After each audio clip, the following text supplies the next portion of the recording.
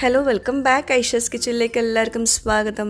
അപ്പോൾ ഇന്ന് വന്നിട്ടുള്ള നല്ലൊരു അടിപൊളി ലഞ്ച് ബ്ലോഗും കൊണ്ടാണ്. ഊണിൻ്റെ കുറച്ച് വിഭവങ്ങളാണ് ഇന്ന് ഷെയർ ചെയ്യുന്നത്. പ്രത്യേകിച്ച് വെജിറ്റബിൾസ് വെച്ചിട്ടുള്ള നല്ലൊരു അടിപൊളി വിഭവങ്ങളാണ് ഇന്ന് ഷെയർ ചെയ്യുന്നത് കേട്ടോ. എല്ലാവർക്കും ഒരുപോലെ ഇഷ്ടപ്പെടുന്ന നമ്മുടെ വറുത്തരച്ചിട്ടുള്ള വെണ്ടയ്ക്ക കറി ഉണ്ടല്ലോ, മീനില്ലാത്ത മീൻ കറി റെസിപ്പി ഉണ്ടല്ലോ, അതാണ് ഇന്ന് ഷെയർ ചെയ്യുന്നത്. അടിപൊളി കറിയാണ്. ഈ ഒരു കറി മാത്രം മതി ചോറ് വയറ് നിറയെ കഴിക്കാൻ വേണ്ടിയിട്ട്. പിന്നെ നമ്മുടെ ക്യാബേജ് അവിയലിൻ്റെ റെസിപ്പിയും പിന്നെ മോര് കാച്ചിയതും അതുപോലെ പൊട്ടാറ്റോ ഫ്രൈൻ്റെ റെസിപ്പിയൊക്കെ ഷെയർ ചെയ്യുന്നുണ്ട്. അപ്പോൾ വീഡിയോ മുഴുവനായിട്ട് കാണാം. പിന്നെ നമ്മുടെ ചാനൽ വരെ സബ്സ്ക്രൈബ് ചെയ്യാത്തവരുണ്ടെങ്കിൽ ഒന്ന് സബ്സ്ക്രൈബ് ചെയ്യുക കേട്ടോ.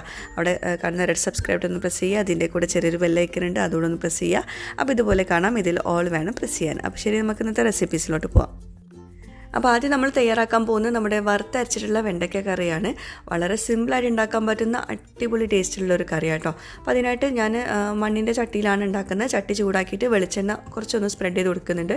അതിലോട്ട് ഒരു 6-7 ചെറിയ ഉള്ളി, ഒരു 3-4 വെളുത്തുള്ളി ഇട്ടിട്ട് ജസ്റ്റ് ഒന്ന് വഴറ്റി കൊടുക്കുക. അല്ലാണ്ട് കളറ് മാറാൻ നിൽക്കേണ്ട. അതിലോട്ട് 1 ടീസ്പൂണ് വലിയ ജീരകം, പെരുംജീരകം ചേർത്ത് കൊടുത്തിട്ടുണ്ട്. വീണ്ടും ഒന്ന് ചെറുതായിട്ടൊന്ന് വഴറ്റിയെടുക്കുന്നുണ്ട്. പിന്നെ ഒരു 1/2 കപ്പ് തേങ്ങ ചെരുവിയത്, 1/2 കപ്പ് മാത്രം മതി കേട്ടോ, ഒരുപാട് വേണ്ട, അപ്പം ഭയങ്കര കട്ടിപ്പാവും. അപ്പം തേങ്ങ ചെരുവിയതും ചേർത്തിട്ട് വീണ്ടും ഒന്ന് വറുത്തെടുക്കുന്നുണ്ട്. എല്ലാം കൂടി ഒരുമിച്ച് നമ്മൾ വറുത്തെടുക്കുന്നത് കേട്ടോ. പിന്നെ വറുത്തെടുക്കാമെന്ന് പറയാൻ പറ്റില്ല, ഒന്നുകൊണ്ട് ചൂടാക്കി എടുക്കുകയാണ് നമ്മുടെ വെളിച്ചെണ്ണയിൽ. അപ്പോൾ കളറൊന്നും മാറാൻ നിൽക്കണ്ട. അപ്പോഴേക്കും നമുക്ക് മസാലപ്പൊടികളൊക്കെ ചേർത്ത് കൊടുക്കാം. അപ്പോൾ ആദ്യം ഞാൻ 1 ടീസ്പൂണോളം കാശ്മീരി ചില്ലി പൗഡറാണ് ചേർത്ത് കൊടുക്കുന്നത്. അതിൻ്റെ കൂടെ തന്നെ കുറച്ച് ഉപ്പും കൂടി ചേർത്ത് കൊടുക്കുക. കാരണം ഒരു പുകഞ്ഞ എന്താ പറയുക, ഒരു മണം വരാണ്ടിരിക്കാൻ വേണ്ടിയിട്ടാണ്. അതിന് ശേഷം 1 ടീസ്പൂണ് മല്ലിപ്പൊടിയും 1/2 ടീസ്പൂണ് മഞ്ഞൾപ്പൊടിയും ചേർക്കുന്നുണ്ട്. ഒരുപാട് മസാല ചേർക്കരുത് കേട്ടോ, അപ്പോൾ മസാലയുടെ കുത്തുന്ന ഫ്ലേവർ വരും. എന്നിട്ട് എല്ലാം കൂടി ഒന്ന് വറുത്തെടുക്കുക. അപ്പോൾ ഇതിലിപ്പോൾ നമ്മൾ ഉപ്പ് ചേർത്തിട്ടില്ല എന്നാണെങ്കിൽ നമ്മളിങ്ങനെ വറുക്കുന്ന സമയത്ത് ഒരു വല്ലാത്തൊരു ചുമയ്ക്കുന്നൊരു ഫീല് വരും. അപ്പോൾ അതിനാണ് നമ്മൾ ഉപ്പ് ചേർക്കുന്നത് കേട്ടോ. അല്ലാണ്ട് നമ്മൾ വറുക്കുന്നതിലേക്ക് ഉപ്പ് ചേർക്കേണ്ട ആവശ്യമില്ല. എല്ലാം കൂടി ഒന്നും ഇങ്ങോട്ട് ചൂടാക്കി എടുക്കുക. വല്ലാണ്ട് കളറ് മാറാനും നിൽക്കേണ്ട, ചെറിയ ഫ്ലെയിമിലാണ് വെച്ചിട്ടുള്ളത്. അപ്പോൾ ഒരു 2 മിനിറ്റ് ഒന്നിങ്ങോട്ട് വറുത്തെടുത്താൽ മതി. ഒരുപാട് കളറ് മാറാനൊന്നും നിൽക്കേണ്ട. നല്ലൊരു മണമൊക്കെ വരുന്ന സമയത്ത് ഓഫ് ചെയ്യുക കേട്ടോ. എന്നിട്ട് ബ്ലെൻഡറിൻ്റെ ജാറിലോട്ട് ഇട്ട് കൊടുക്കുന്നുണ്ട്. അതിൻ്റെ കൂടെ 1 കപ്പ് വെള്ളം ഒഴിക്കുന്നുണ്ട് കേട്ടോ. വെള്ളം ഒരുപാട് ഒഴിച്ചിട്ടുണ്ടെങ്കിൽ നല്ലോണം അരഞ്ഞ് കിട്ടില്ല. ഇത് നല്ല പേസ്റ്റ് ആക്കിയിട്ട് അരക്കണം, അത് മസ്റ്റാട്ടോ. അരപ്പ് റെഡി ആയിട്ടില്ലെങ്കിൽ നമ്മുടെ കറി റെഡി ആവില്ല. അപ്പോൾ നമ്മുടെ അരപ്പ് അവിടെ ഇരിക്കട്ടെ. നമുക്ക് ആദ്യം ചട്ടി ഒന്നുകൂടെ ചൂടാക്കിയിട്ട് അതിലോട്ട് കുറച്ച് വെളിച്ചെണ്ണ ഒഴിച്ചു കൊടുക്കുക. എന്നിട്ട് നമുക്ക് തക്കാളി, ഞാനിപ്പോൾ ചെറി ടൊമാറ്റോ ആയതുകൊണ്ട് ഒരു 4-5 ചെറി ടൊമാറ്റോ എടുത്തിട്ടുണ്ട്. സാധാ തക്കാളി ആണെങ്കിൽ ഒരെണ്ണം ചെറുതെടുത്താൽ മതി. അതൊന്ന് ചോപ്പ് ചെയ്തിട്ടിട്ട് കൊടുക്കുക. അതിൻ്റെ കൂടെ വെണ്ടയ്ക്ക് ഒരു 10-12 എണ്ണം എടുക്കുക. എന്നിട്ട് ഇതുപോലെ നീളത്തിൽ കട്ട് ചെയ്തത് ചേർത്ത് കൊടുക്കുക. നീളത്തിൽ കട്ട് ചെയ്തിട്ട് ഇട്ട് കൊടുക്കുക കേട്ടോ, വല്ലാണ്ട് ചെറുതാക്കണ്ട. എന്നിട്ട് ഒന്നും ഇങ്ങോട്ട് വഴറ്റിയെടുക്കുക. വെണ്ടയ്ക്കൻ്റെ കളർ ഒന്നും ഇങ്ങോട്ട് മാറിക്കോട്ടെ. പിന്നെ ഒരു 1/4 ടീസ്പൂണിലും കുറവ് കാശ്മീരി ചില്ലി പൗഡറും പിന്നെ ഒരു 1/4 ടീസ്പൂണിൽ കുറവ് മഞ്ഞൾപ്പൊടിയും കൂടി ചേർക്കുന്നുണ്ട്. വെണ്ടയ്ക്കേൻ്റെ ഒരു കളർ മാറാൻ വേണ്ടിയിട്ടാണ്. പിന്നെ കുറച്ച് ഉപ്പും കൂടി ചേർക്കുന്നുണ്ട്. എന്നിട്ട് എല്ലാം കൂടി ഒന്ന് വഴറ്റിയെടുക്കുക. ഉപ്പ് ഒരുപാടൊന്നും ചേർക്കണ്ട കേട്ടോ, ചെറുതായിട്ടൊന്ന് വെണ്ടയ്ക്കയിലൊന്ന് പിടിക്കാൻ വേണ്ടിയിട്ടാണ് ഉപ്പ് ചേർക്കുന്നത്. അപ്പോൾ ഒന്ന് കണ്ട് വഴറ്റിയെടുക്കുക. ഒരു 1-2 മിനിറ്റ് ഒന്ന് വഴറ്റിയെടുത്ത ശേഷം നമ്മുടെ അരപ്പ് അരച്ചെടുത്തിട്ടുണ്ട്. നല്ല പേസ്റ്റ് പരുത്തുന്ന അരച്ചെടുത്തിട്ടുണ്ട്. അത് ഇതിലോട്ട് ചേർത്ത് കൊടുക്കുക. നല്ല കട്ടിയിലാണ് അരച്ചെടുത്തിട്ടുള്ളത് കേട്ടോ. അപ്പോൾ ഒരുപാട് വെള്ളത്തിൽ അരച്ചിട്ടുണ്ടെങ്കിൽ നമ്മുടെ അരപ്പ് റെഡി ആവില്ല. പിന്നെ ആ ഒരു ജാറിലോട്ട് തന്നെ കുറച്ച് വെള്ളം ഒഴിച്ചിട്ട് അതും കൂടി ഒഴിച്ചു കൊടുക്കുന്നുണ്ട്. പിന്നെ പുളി ഒരു ചെറിയൊരു നെല്ലിക്ക വലുപ്പത്തിനും ചെറുതായിട്ടോ എടുത്തിട്ടുള്ളത്. പുളി ഒരുപാട് വേണ്ട. അപ്പോൾ അത് വെള്ളത്തിൽ സോക്ക് ചെയ്ത് വെച്ചിട്ടുണ്ടായിരുന്നു. പുളി വെള്ളം ഒഴിച്ചു കൊടുക്കുക.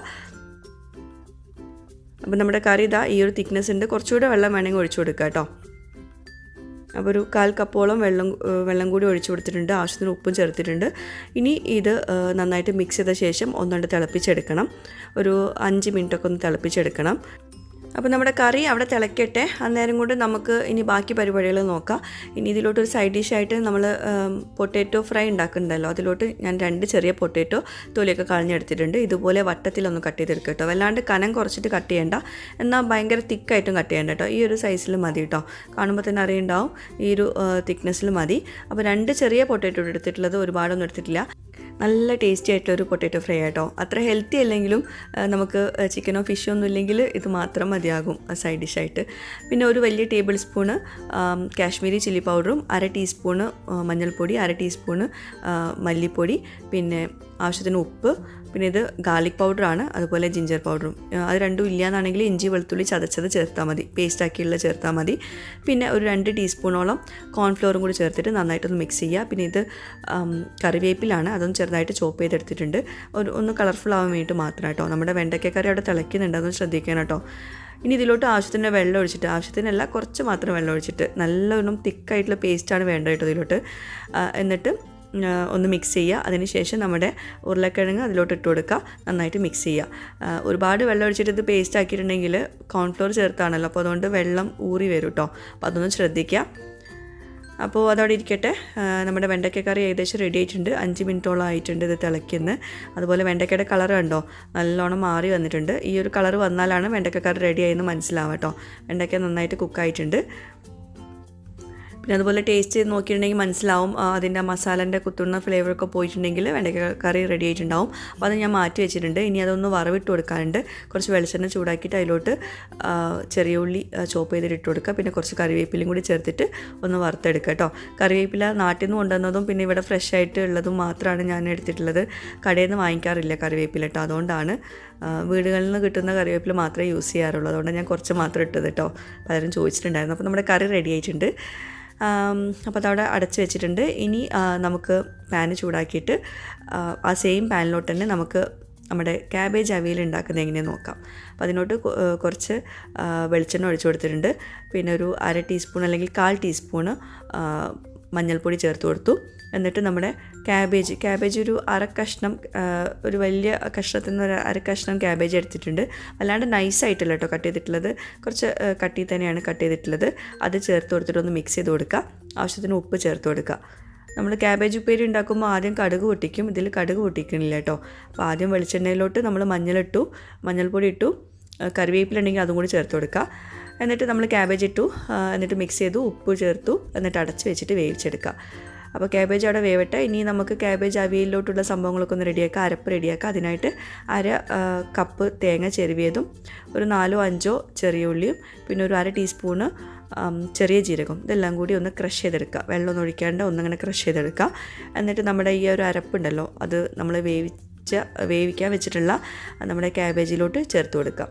ക്യാബേജ് ഏകദേശം ഒന്ന് ചെറുതായിട്ടൊന്ന് കുക്കായി വന്നാൽ മതി, ഒരുപാട് കുക്കാവണ്ട. ഒരു 1-2 മിനിറ്റ് മാത്രം കുക്ക് ചെയ്തിട്ടുള്ളൂ ക്യാബേജ്. ഭയങ്കരമായിട്ട് സോഫ്റ്റായിട്ട് പോകരുത് കേട്ടോ ക്യാബേജ്, അതൊന്ന് ശ്രദ്ധിക്കുക. ഇനി നമ്മുടെ അരപ്പ് ചേർത്ത് കൊടുത്തു. അതിലോട്ട് ഒരു 2 ടീസ്പൂണോളം തൈര്, അധികം പുളിയില്ലാത്ത തൈരാണ് ചേർത്തത്. എന്നിട്ട് മിക്സ് ചെയ്ത് കൊടുത്തു. അപ്പം തൈര് നമ്മൾ ആദ്യം കുറച്ച് മാത്രം ചേർക്കുക കേട്ടോ. എന്നിട്ട് മിക്സ് ചെയ്തിട്ട് ടേസ്റ്റ് ചെയ്ത് നോക്കുക പാകത്തിനുണ്ടോയെന്ന്. എന്നിട്ട് വേണം ബാക്കി ചേർത്ത് കൊടുക്കാൻ. ചിലപ്പം നല്ല പുളിയിലെ തൈരാണെങ്കിൽ ഒരുപാട് ചേർക്കരുത്, അതുകൊണ്ടാണ്. അപ്പോൾ ഞാൻ വീണ്ടും 2 ടീസ്പൂണോളം ചേർത്തു. അപ്പോൾ മൊത്തം 4 ടീസ്പൂണ് തൈരാട്ടോ ചേർത്തിട്ടുള്ളത്, നല്ല കട്ടിയുള്ള തൈരാണ് ചേർത്തിട്ടുള്ളത്. എന്നിട്ട് മിക്സ് ചെയ്ത് കൊടുക്കുക. നമ്മൾ അവിയലൊക്കെ ഉണ്ടാക്കുന്ന പോലെ തന്നെയാണ്, പക്ഷേ ക്യാബേജ് മാത്രമാണ് ഇതിലോട്ട് യൂസ് ചെയ്തെന്നുള്ളൂ. നല്ല ടേസ്റ്റ് ആട്ടോ അത്. നമ്മൾ ക്യാബേജ് ഉപ്പേരിയൊക്കെ ഉണ്ടാക്കുന്ന എപ്പോഴും നമ്മൾ ക്യാബേജ് വെച്ചിട്ട് അങ്ങനെയൊക്കെയല്ലേ ഉണ്ടാക്കുള്ളൂ. അപ്പം ഈ ഒരു ക്യാബേജ് അവിയലും കൂടി ഇന്ന് ഉണ്ടാക്കി നോക്കൂ, എല്ലാവർക്കും ഒത്തിരി ഇഷ്ടപ്പെടും. കുട്ടികൾക്കൊക്കെ ഒത്തിരി ഇഷ്ടമാവും. തൈരും കൂടി ചേർത്തുകൊണ്ട് തന്നെ നല്ലൊരു പുളിപ്പും നല്ല ചമ്മന്തിയുടെ ഫ്ലേവറും എല്ലാം കൂടിയായിട്ട് നല്ല ടേസ്റ്റാണ്. അപ്പോൾ ഇതെല്ലാം കൂടി ചേർത്തിട്ട് നമുക്ക് അടച്ച് വെച്ചിട്ടൊന്ന് വേവിച്ചെടുക്കാം. അപ്പോൾ നമ്മുടെ ക്യാബേജ് അവിയൽ ഏകദേശം റെഡി ആയിട്ടുണ്ട്. കണ്ടോ, ക്യാബേജ് വല്ലാണ്ട് വെന്ത് കുഴഞ്ഞിട്ടൊന്നുമില്ല, എന്നാലും നല്ലോണം സോഫ്റ്റ് ആയിട്ടുണ്ട്. അതുപോലെ തന്നെ എല്ലാ അരപ്പൊക്കെ നന്നായിട്ട് ക്യാബേജിലൊക്കെ പിടിച്ചിട്ടുണ്ട്. അപ്പോൾ നമ്മുടെ ക്യാബേജ് അവിയൽ ഏകദേശം റെഡി ആയിട്ടുണ്ട്. ഇനി ലാസ്റ്റായിട്ട് നമുക്കിതിൻ്റെ മുകളിൽ കുറച്ച് പച്ച വെളിച്ചെണ്ണയും കൂടി ഒഴിച്ചു കൊടുക്കാം. അപ്പോൾ ഞാൻ മാക്സിമം കുറച്ച് വെറൈറ്റി ആയിട്ടുള്ള റെസിപ്പീസ് നിങ്ങളായിട്ട് ഷെയർ ചെയ്യാൻ കാരണം എന്താണെന്ന് വെച്ചാൽ എല്ലാവർക്കും എപ്പോഴും വെജിറ്റബിൾസ് ഒരേപോലെ കിട്ടണമെന്നില്ല. അപ്പോൾ അവിയൽ ഉണ്ടാക്കാൻ ഇനിയിപ്പം നോർമലായിട്ടുള്ള വെജിറ്റബിൾസ്, അതായത് നമ്മൾ ക്യാരറ്റ്, ബീൻസ്, മുരിങ്ങക്ക അങ്ങനെ ഒന്നും കിട്ടിയിട്ടില്ലെങ്കിലും ഈ ക്യാബേജ് വെച്ചിട്ട് നമുക്ക് അവിയൽ ഉണ്ടാക്കാൻ പറ്റും. അവിയലിൻ്റെ സെയിം ടേസ്റ്റ് തന്നെയാണ് ഇത് ഇങ്ങനെ ഉണ്ടാക്കുമ്പോഴേട്ടോ. അപ്പോൾ ഇതാ നമ്മുടെ പച്ച വെളിച്ചെണ്ണ ഒഴിച്ചു കൊടുത്തു, ഒന്ന് മിക്സ് ചെയ്തെടുത്തു. ഇനി നമുക്ക് അടച്ച് വയ്ക്കുക. അപ്പോൾ നമ്മുടെ ക്യാബേജ് അവിയലും റെഡി ആയിട്ടുണ്ട്. ഇനി അടുത്തായിട്ട് ഉണ്ടാക്കാൻ പോകുന്നത് നമ്മുടെ പൊട്ടാറ്റോ ഫ്രൈ ആണ്. അപ്പോൾ നമ്മൾ മാരിനേറ്റ് ചെയ്തിട്ട് കുറച്ച് നേരം വെച്ചിട്ടുണ്ടായിരുന്നു പൊട്ടാറ്റോ. ഇനി എണ്ണ കുറച്ച് അധികം വേണം കേട്ടോ, അത് ഫ്രൈ ആക്കുന്ന ഒരു സൈഡ് ഡിഷാണ്. അപ്പോൾ അതുകൊണ്ട് ഫ്രൈ ആക്കിയത് കഴിക്കേണ്ടെന്നുള്ളവർക്ക് ഇത് സ്കിപ്പ് ചെയ്യാം. പക്ഷേ നല്ല ടേസ്റ്റാണ്, കുട്ടികൾക്കൊക്കെ ഒത്തിരി ഇഷ്ടമാവും. അപ്പോൾ ഇതാ നമ്മൾ പൊട്ടാറ്റോ ഇതുപോലെ വിട്ട് ഇട്ട് കൊടുക്കണം കേട്ടോ, എല്ലാം കൂടി ഒരുമിച്ച് ഇട്ട് കൊടുക്കരുത്. പിന്നെ ഇത് മുക്കി പൊരിക്കേണ്ട കേട്ടോ, ഇതുപോലെ ഷാലോ ഫ്രൈ ആണ് ചെയ്യേണ്ടത്. മുക്കി പൊരിച്ചിട്ടുണ്ടെങ്കിൽ അതിൻ്റെ മസാല ഒക്കെ പോവും. പിന്നെ കോൺഫ്ലോർ ചേർത്തുകൊണ്ട് തന്നെ കുറച്ചൊന്ന് മസാല സ്റ്റിക്കായിട്ട് കിടക്കും അതിൽ കേട്ടോ. കോൺഫ്ലോർ ചേർക്കാനും മറക്കണ്ട. അപ്പം 2 വശവും ഒന്ന് ഫ്രൈ ആക്കുന്നവരെ ഒന്ന് കുക്ക് ചെയ്തെടുക്കാം. ആ ഒരു ഗോൾഡൻ കളർ ആവുന്നവരെ കുക്ക് ചെയ്തെടുക്കാം ഒരു മീഡിയം ഫ്ലെയിമിൽ. നമ്മുടെ സ്കൂൾ ഡേയ്സിലൊക്കെ ഒട്ടുമിക്ക പേരും കൊണ്ടുവരുന്ന ഒരു സംഭവമാണ് പൊട്ടാറ്റോ ഫ്രൈ. തക്കാളിക്കറിയും പൊട്ടാറ്റോ ഫ്രൈയും അത് മിക്കവരുടെയും സ്കൂൾ ലഞ്ച് ബോക്സിലുണ്ടാവും. അപ്പോൾ എനിക്കും ഫേവറേറ്റ് ആയിട്ടൊരു സംഭവമാണ്. പക്ഷേ ഇത് അത്ര ഹെൽത്തി അല്ല സംഭവം, എന്നാലും ഭയങ്കര ടേസ്റ്റാണ് ചോറിൻ്റെ കൂടെയൊക്കെ. നമുക്ക് നമ്മുടെ സ്കൂൾ ഡേയ്സൊക്കെ ഓർമ്മ വരും ഈ പൊട്ടാറ്റോ ഫ്രൈ കഴിക്കുമ്പോൾ. അപ്പോൾ നമ്മുടെ പൊട്ടാറ്റോ ഫ്രൈ ആയിട്ടുണ്ട്, 2 വശവും നല്ലോണം ബ്രൗൺ ആയിട്ടുണ്ട്. നമുക്കൊരു പ്ലേറ്റിലോട്ട് മാറ്റാം, വേണമെങ്കിൽ ടിഷ്യൂലോട്ട് മാറ്റട്ടോ, എണ്ണ ഒന്ന് ഡ്രെയിൻ ചെയ്യാൻ വേണ്ടിയിട്ട്. രണ്ടാമത്തെ ബാച്ച് ഇതാ ഇട്ട് കൊടുത്തിട്ടുണ്ട്.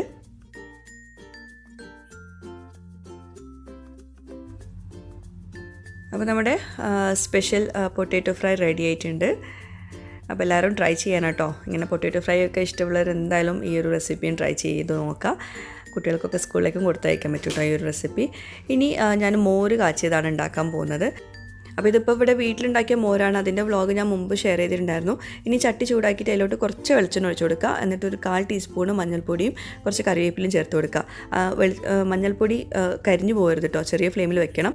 അതിനുശേഷം മോര് ഒഴിച്ചു കൊടുക്കുക. ഒരു 1/4 കപ്പ് മോരാണ് ഒഴിച്ചിട്ടുള്ളത്. പുളിക്കനുസരിച്ച് വേണം ഒഴിച്ചു കൊടുക്കാൻ കേട്ടോ. പിന്നെ അതിന് ആവശ്യത്തിനുള്ള വെള്ളം ഒഴിച്ചു കൊടുക്കുക. പിന്നെ ഇത് തിളയ്ക്കാൻ പാടില്ല, തിളച്ച് മറിയാൻ പാടില്ല, അത് പ്രത്യേകം ശ്രദ്ധിക്കുക. ആവശ്യത്തിന് ഉപ്പും ചേർത്ത് കൊടുക്കുക. ഒന്നും ഇങ്ങോട്ട് ചൂടായിട്ട് വന്നാൽ മതി, തിളയ്ക്കുന്നതിന് മുമ്പ് ഓഫ് ചെയ്യണം, എന്നാലേ മോര് കാച്ചത് പെർഫെക്റ്റ് ആയിട്ട് വരുള്ളൂ കേട്ടോ. അതുപോലെ മഞ്ഞൾപ്പൊടി വെളിച്ചെണ്ണയിലോട്ട് തന്നെ ഇട്ട് കൊടുക്കുക. അത് നല്ലതാണ് അങ്ങനെ മഞ്ഞൾപ്പൊടി വെളിച്ചെണ്ണയിലോട്ട് ഇട്ട് കൊടുക്കുന്നത്. അപ്പോൾ എല്ലാം കൂടി മിക്സ് ചെയ്തെടുത്തിട്ടുണ്ട്. അപ്പോൾ നമ്മുടെ മോര് കാച്ചിയത് റെഡി ആയിട്ടുണ്ട്. ഒന്നുകൊണ്ട് ചൂടായിട്ട് വന്നാൽ നമുക്ക് ഫ്ലെയിം ഓഫ് ചെയ്യുക, തിളയ്ക്കരുത് കേട്ടോ, അത് പ്രത്യേകം ശ്രദ്ധിക്കുക. അപ്പോൾ നമ്മുടെ മോര് കാച്ചിയത് റെഡി ആയിട്ടുണ്ട്. ഒരുപാട് പേര് ചോദിച്ചിട്ടുണ്ടായിരുന്നു മോര് കാച്ചിയത് എങ്ങനെ ഉണ്ടാക്കാമെന്ന്. ഞാൻ എല്ലാ വ്ളോഗ്സിലും കാണിക്കുന്നുണ്ട്. നല്ലതാണ് ഭക്ഷണത്തിൻ്റെ കൂടെ മോര് കാച്ചിയത് കഴിക്കുന്നത്. അപ്പോൾ ഇതാ നമ്മുടെ ക്യാബേജ് അവിയലും നമ്മൾ വറുത്തരച്ചിട്ടുള്ള വെണ്ടയ്ക്ക കറിയും മോര് കാച്ചിയതും പൊട്ടാറ്റോ ഫ്രൈയും പിന്നെ കടുമാങ്ങ അച്ചാറും എല്ലാം കൂടി കൂട്ടിയിട്ടുള്ള ഒരു കിടിലൻ ഊണാണ് ഇന്ന് തയ്യാറാക്കിയിട്ടുള്ളത്.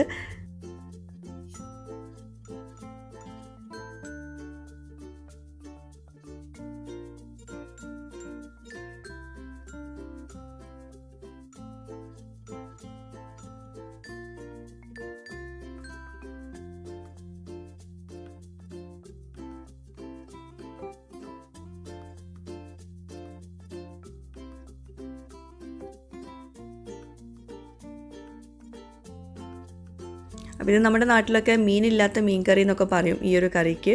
അത്രയും ഒരു രുചിയുള്ളൊരു കറിയാണ്. മീനില്ലെങ്കിലും അല്ലെങ്കിൽ ചിക്കൻ ഇല്ലെങ്കിലൊക്കെ ഈ വെണ്ടയ്ക്ക കറി, ഈ വറുത്തരച്ചിട്ടുള്ള വെണ്ടയ്ക്ക കറി ഉണ്ടെങ്കിൽ വേറെ ഒന്നും വേണ്ടി വരില്ല.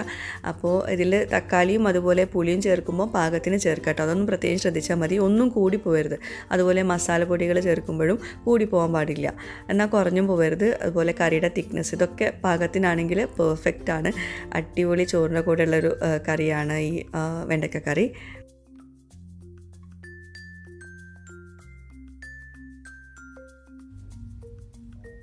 അപ്പോൾ ഇന്നത്തെ നമ്മുടെ സ്പെഷ്യൽ വെണ്ടയ്ക്ക കറിയും പിന്നെ ക്യാബേജ് അവിയലും പിന്നെ നമ്മുടെ പൊട്ടാറ്റോ ഫ്രൈയും പിന്നെ കടുമാങ്ങ അച്ചാറിൻ്റെ ഞാനിത് കാണിച്ചിട്ടുണ്ടായിരുന്നു മുമ്പ്. നമ്മളെ ഇത് കടുമാങ്ങ എങ്ങനെയാണ് ആക്കിയെന്നുള്ളതൊക്കെ, കണ്ണിമാങ്ങ എടുത്തിട്ട് ഉപ്പിട്ടൊക്കെ വെച്ചിട്ടുണ്ടല്ലോ, അത് നാട്ടിലെ വ്ളോഗിലൊക്കെ കാണിച്ചിട്ടുണ്ടായിരുന്നു. ആ സംഭവമാണിത്. ഇപ്പോഴാണ് അച്ചാർ ഉണ്ടാക്കുന്നത് കേട്ടോ. അപ്പോൾ നമ്മുടെ മോര് കാച്ചിയത് ഒരുപാട് വ്യൂവേഴ്സ് ചോദിച്ചിട്ടുണ്ടായിരുന്നു എങ്ങനെയാണ് മോര് കാച്ചെന്ന്. കുറേ പേർക്കൊക്കെ അറിയുണ്ടാവും, എന്നാലും അറിയാത്തവരുണ്ടെങ്കിൽ എന്തായാലും ട്രൈ ചെയ്ത് നോക്കാം. അപ്പോൾ അടിപൊളിയാട്ടോ. എനിക്ക് തന്നെ ഇത് ആലോചിക്കുമ്പം ഒന്നുകൂടെ കഴിക്കാൻ തോന്നുന്നു. അപ്പോൾ എന്തായാലും നിങ്ങൾക്കും ഇഷ്ടപ്പെട്ടിട്ടുണ്ടാവും എന്ന് വിശ്വസിക്കുന്നു. എന്തായാലും നിങ്ങളും ട്രൈ ചെയ്ത് നോക്കുക, എന്നിട്ട് ഫീഡ്ബാക്ക്സ് എഴുതി അറിയിക്കണം. അപ്പോൾ ഇതുപോലത്തെ പുതിയ ലഞ്ച് വ്ളോഗ്സുമായിട്ട് ഇനിയും വരുന്നതായിരിക്കും ഇൻഷാ അല്ലാഹ്. അപ്പോൾ എല്ലാവരും ട്രൈ ചെയ്യുക, ഫീഡ്ബാക്ക്സ് അറിയുക. പിന്നെ കുറേ പേര് ചോദിക്കുന്നുണ്ടായിരുന്നു വ്ളോഗ് എന്താ ഇപ്പോൾ ഷെയർ ചെയ്യാത്തതെന്ന്. ഇൻഷാ അല്ലാഹ് ഉടൻ തന്നെ വ്ളോഗുമായിട്ട് വരുന്നതായിരിക്കും. അതിൻ്റെ കാരണങ്ങളും ഞാൻ പറയുന്നതായിരിക്കും ഇൻഷാ അല്ലാഹ്. അപ്പം എല്ലാവരും ട്രൈ ചെയ്യുക, ഫീഡ്ബാക്ക്സ് അറിയിക്കുക. പുതിയൊരു വീഡിയോയുമായിട്ട് വ്ളോഗുമായിട്ടൊക്കെ വരുന്നവരേക്കും ബൈ, താങ്ക് യു.